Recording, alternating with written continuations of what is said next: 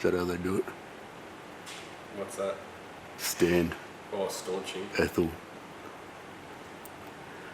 Today on Nugget Garage, we're putting a V12 in something that Al did 10 years ago.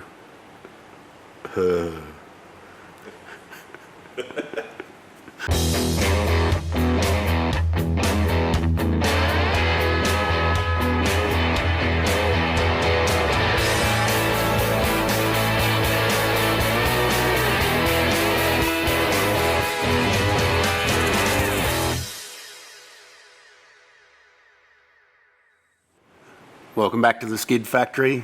It's Cummins Patrol time again. We made a fair bit of progress last week.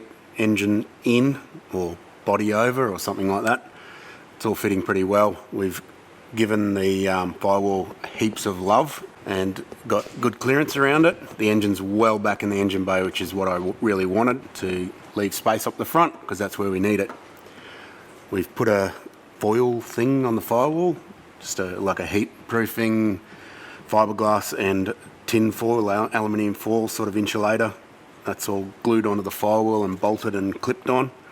So that's all looking good. Everything's mounted up. I've got some tail shafts we'll stick in. Now we've got the engine in, that leads us to stand back and look and consider where we're going to put everything in the engine bay. It looks easy when it's got nothing in it, but once you start adding the necessities like airboxes, batteries, intercooler pipes, radiators, fans and stuff like that, it fills up pretty quick. There's not a great deal of room in a Patrol engine bay. They're not as big as, say, a Dodge Ram that this came out of. So you got to be pretty space conscious. That's hard to say. So we got the turbo on. It's on. We flipped the manifold. The manifolds are ambidextrous. You can flip them upside down and bolt the turbo on. High mounted. It does need a spacer though because of the size of the compressor cover. I'm just going to mill up a spacer because it's a twin entry turbo, so I'll probably need to make it because I'm not sure if you can buy twin entry T3. So that's where it's going to sit. The next consideration, or one of the next considerations, is the airbox. The airbox is on the other side of the engine bay on a Patrol, and many people will leave it over there and then run tubing over to it. Unfortunately, that equals a lot of tubing, a lot of weight, which we're conscious of. It's hard to fit it because it's 4-inch tube. You've still got to make a decent airbox on the other side because they only have tiny little crappy plastic airboxes anyway. So we have decided to pull a battery assembly out and have a look around here and think about putting the airbox on this side so it's just basically directly connected. Contacted Dave from FFM Fabrication, which is a local place on the Sunshine Coast. He makes heaps of airboxes for Landcruisers, which have a dusting problem. So he makes these aluminium airboxes that clamp down harder and actually filter properly. So I went down and had a chat with him, and he gave me some bits and pieces. This is all just parts that he uses to make them, just so we can test fit it in this area. That's a 200 series filter, so it's the larger of the two Landcruisers. It fits okay. This is just a sample of what he can do. So now we're just going to have to go, okay, this is at a 35-degree angle. We need that to be flat. That's going to come in with a single 4-inch silicon and that sort of thing. So we'll work that out, and then I'll relay the information, and he's going to fold me some stuff up to fit. Underneath is just another folding, obviously just a sample piece as well. So we'll keep carving it up until it fits, and then I'll either weld it or Dave will weld it because he probably doesn't want my crappy welding sullying his good name. So that's the plan there. The next big issue with these is the alternator air conditioning bracket, which is over here. So we'll have a look. This is the standard aircon bracket. So that's where the compressor was that Rich had a hard time getting off. He probably shouldn't have bothered because I'm not even going to use it. Issue with these is the steering box is about here, or the chassis rail. So the compressor in most cases won't fit. I know some people reckon they've had it work, but I'm not sure how. The second problem is this faces directly to the steering box, so it needs to face downwards. So if you want to face it downwards, you've still got a compressor there, still doesn't fit. It's also huge and the radiator's not. So the solution here is this billet bracket. This is produced by Thomas 4 Parts. That's with a number 4 in the middle. He is a Brisbane guy. It basically replaces the entire assembly because that seals on the block, right? So that's the outlet or the inlet to the water pump. So it moves everything upwards away from the steering box and rail. It's got this screw-in fitting here, so you can basically bog it up and screw it into wherever it works. That's kind of where it would be equivalent. Yeah, so this is your sort of equivalency to the outlets. So the alternator is up here on the Dodge. So this is a Landcruiser alternator, commonly available. It's a pad mount fit, which is why he's used it, I would imagine. And also, if you had a problem with an alternator, you're going to be able to buy one of these anywhere because there's millions of Landcruisers upside down in ditches everywhere. The aircon compressor, I haven't got it yet, it's coming today. It's another commonly available Sandon compressor. It's a generic pad mount. They use them on trucks and stuff like that. They're pretty big and have lots of capacity. That's the 24 valve adapter, so it fits both 24 and 12 valve, which has got a different head. Obviously the outlet on the top outlet's different. This is for the tensioner, sort of bolts on around here somewhere like that. And the tensioner is another sort of generic unit. I can't remember what it's off, but you can also, has the option of anchoring in 2 different spots. And the idea behind that was if you had a belt failure in the middle of nowhere, it gives you more options for belt size. So it's pretty well thought out. Lee from Thomas 4 Parts is a really nice bloke, very helpful. So I don't know of anyone else that actually does this, so check them out. It's not cheap, but nothing about doing engine conversion with giant diesel engines is. So you get what you pay for. Nothing to do with cars is cheap. Yeah, you also end up with brand new everything as far as alternator and aircon compressor and stuff like that. Because these engines are old, you're quite likely going to end up with a compressor and an alternator that doesn't work, and they're not commonly available here. So you're better off with common Australian parts like Landcruiser bits and Kenworth. I think it came off the compressor. So will that Kenworth compressor run Karen's fridge? Truck spec. What fridge? The fridge in the back of your Patrol. What fridge? Where's my fridge? Oh wait, it's not a 202. Oh, that's right. My bad. My bad. That only works when the engine's running anyway, or the battery, the key's on. This is the radiator I got off Oldcock. It is basically just a replacement TB45 radiator, so the petrol version. It's a big one. The only difference there is that the outlets are on the opposite sides to all of the other ones. It is a copper brass, so it's thicker, but not overly done. Matt made me this fan shroud to fit 2 16-inch spals. You can put a clutch fan on these things. There's other adapters and stuff that you can buy. Lee from Thomas sells them as well, and I think CEM does too. That goes on the front of the original fan housing. But you still got to make a shroud and stuff like that, and from all accounts, these engines just don't get hot. They're very, very efficient. It's absolutely not a TD42. You would never put thermo fans on a TD42 because they overheat no matter what you do. But in this case, they seem to work fine, and these are big fans. So I used these on the Duramax as well. Exact same radiator, same fans, no problem as well. So it's also a very heat-efficient engine. So you can do it this way, or you can put a clutch fan on it. Either way. You can also put the fans on the front because sometimes the engines are a lot further forward and you can't fit this stuff. So we've gone out of our way to move the engine back as far as possible because I've done heaps of engine swaps and I know that things like that become problems. So that's where we're up to. We're going to get stuck into fitting up this bracketry and stuff like that. You've got to have stuff in there so you can build things around it. Can't guess, so that'll go on. Then we'll fiddle around with that airbox, put this in. I've got to get some more fans from Oldcock and bolt all the other crap back on. Let's do it. Don't say Oldcock too many times because I'm Oldcock. running out of Oldcock things to say for Oldcock. Yeah, stop it.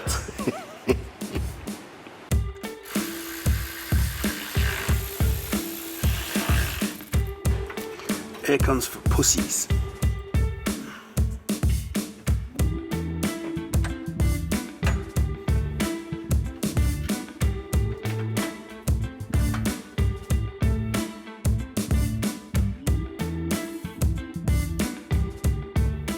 Al test fits the radiator, shroud and fan to make sure they aren't going to clash with the engine.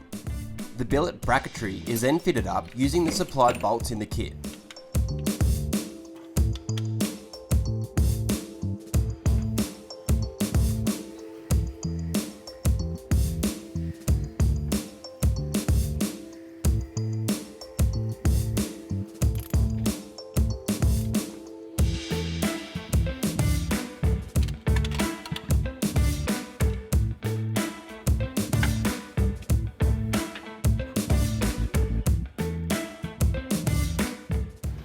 What's the torque spec of those bolts, Al? 18 foot-pound, 22 newton meters.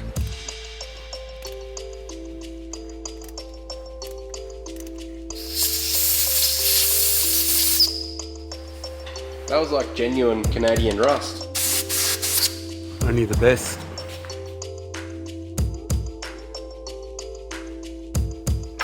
After Al's grommet delivered some smoko, the alternator and air conditioning compressor are fitted up.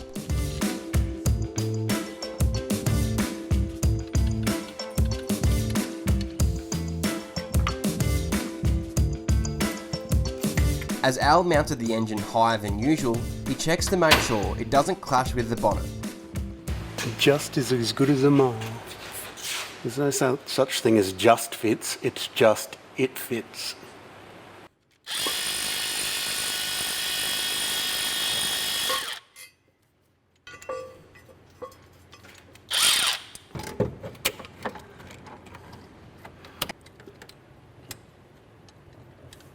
We've got our sand and compressor that's on there. It does take up a bit of space, so we've just had to sort of rethink the turbo side of things. Pulled it off and put it back down to the low mounted location. As you can rotate, you can turn everything upside down. That's probably not going to help, so we've made a couple of measurements anyway of distances, and then we'll tip it back up and measure those distances as well. So it's also sort of close to where we want to put our airbox. So there is a couple of different sizes of airbox, so we may just have to go back to a full custom made thing.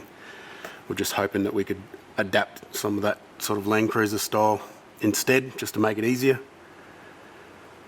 So we'll pull it back off and flip it back around and make more measurements and scratch our heads and move things around and see what we can do. Heaps of fun.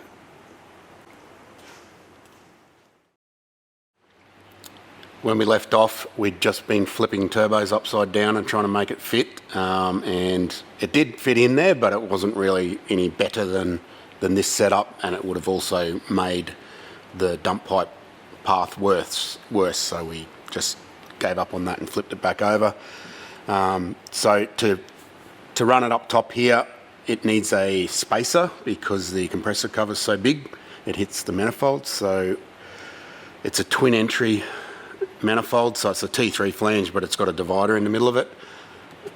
It's not something that's real common, at least not here, to be able to buy. Normally you'd just buy a flange and drill out the threads and use that as your spacer. So I just grabbed some 12mm plate and spent 2.5 hours on the mill making it, which is a terrible idea, but... Now I know why people get laser cut stuff. Yeah, exactly. But, you know, when you get a new toy, you just want to use it until you realise it's a stupid idea. But it's done. It came out pretty good, actually. So that's in there. The exhaust manifold itself is an aftermarket replacement, and it was actually, it's either had core shift or they've drilled the bolts in the wrong position, because the openings weren't lining up with the openings in the gasket or the turbo.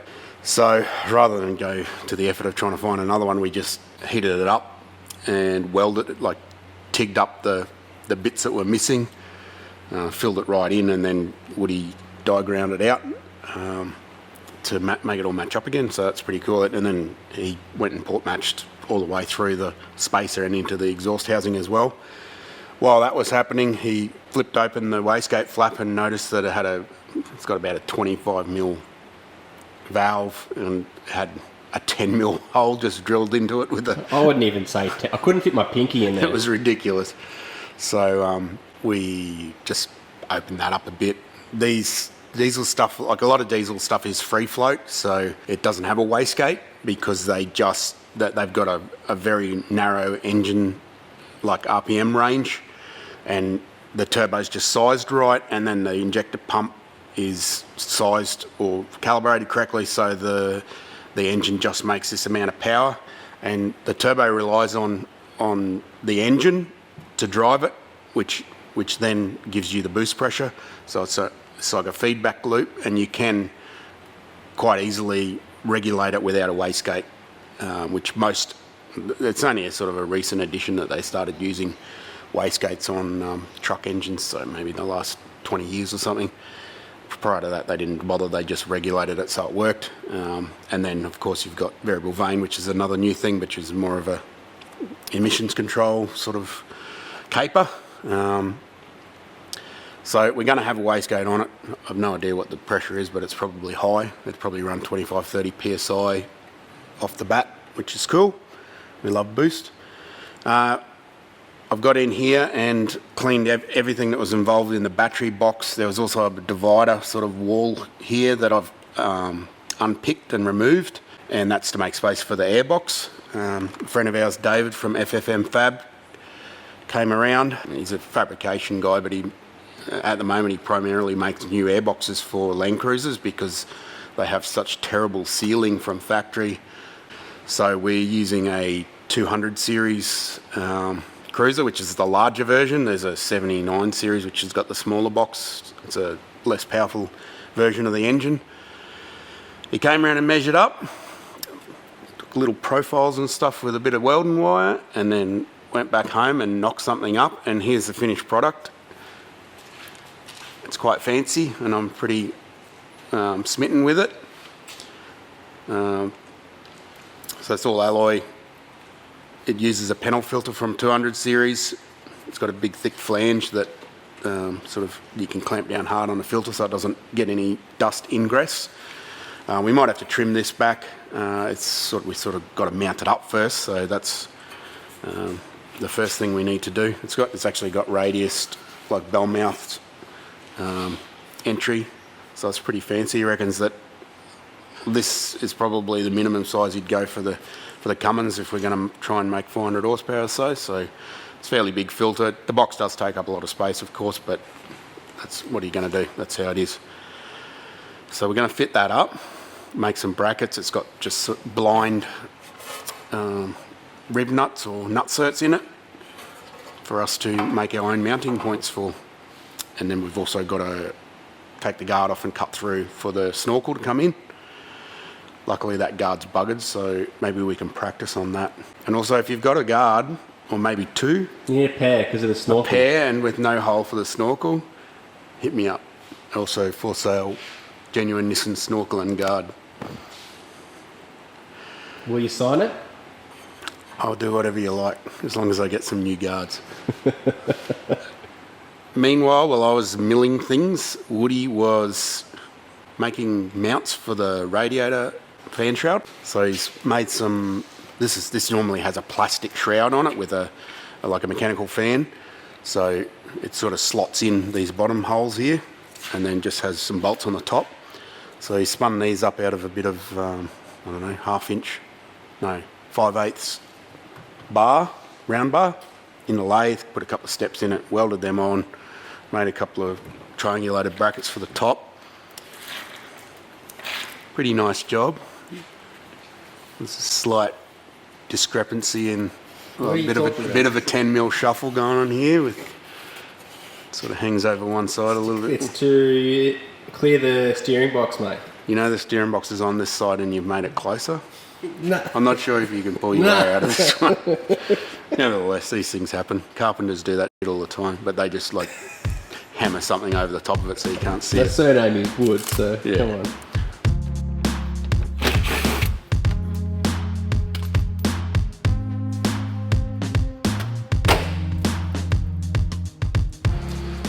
You can fix that ding with hot water.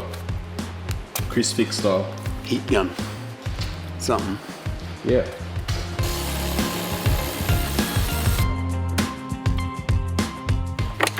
Could probably do with some headlights as well.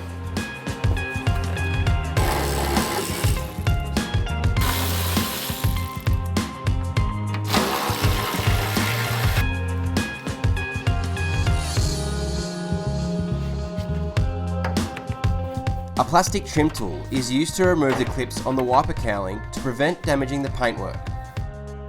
It may have never been off-road, but it sure has been parked under a tree. Yeah, here. Oh, here.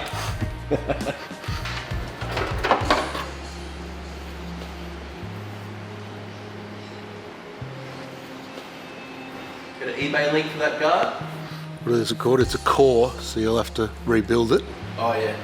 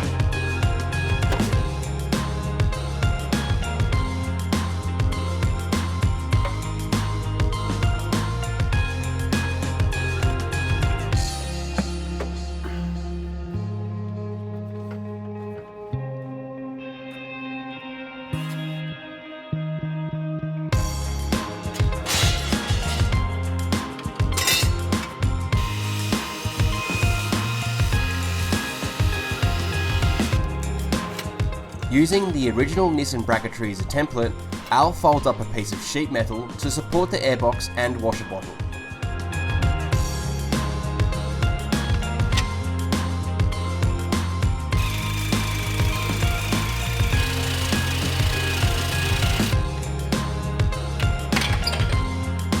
Al uses a dimple die to add strength in the bracket. Hi Nick, hi Richard.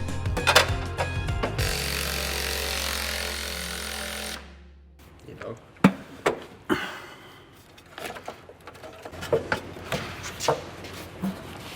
This weighs a ton.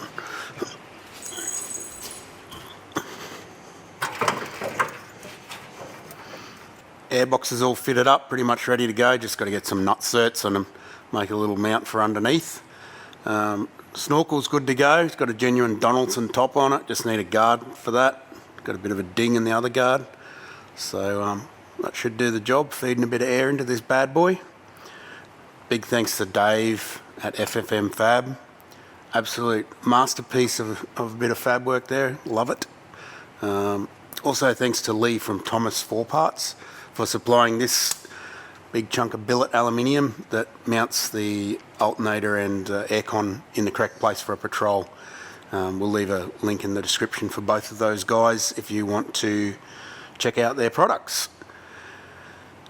What are we going to do next? Links in the description. Merchandise. Oh yeah, merchandise. We've got some new merchandise coming. We've got a pre-order for, not hoodies this time, for button-up garage shirts. Retro style. So, got a little pocket here, got a badge here with some Allied from 1950 written on it. Nick from the Little Red Brick did us a nice new design. So they'll be available for pre-order till the January the 31st, so get on it. Also got some t-shirts coming with a similar design on it. They'll be stocked. And things get updated all the time, so keep an eye on the website. What is it again? HT what? Didn't have to say that anymore. HTTPS // www.theskidfactory.com. Where we don't do skids.com. .com, yep. Okay, so check that out. Gets updated regularly. What are we going to do next week? Lots of stuff. We've got heaps of stuff on. You can explain that next We're week. just touching the surface on the fitting stuff in the engine bay, so don't miss out. And see you next week, and thanks for watching. Yeah, dog.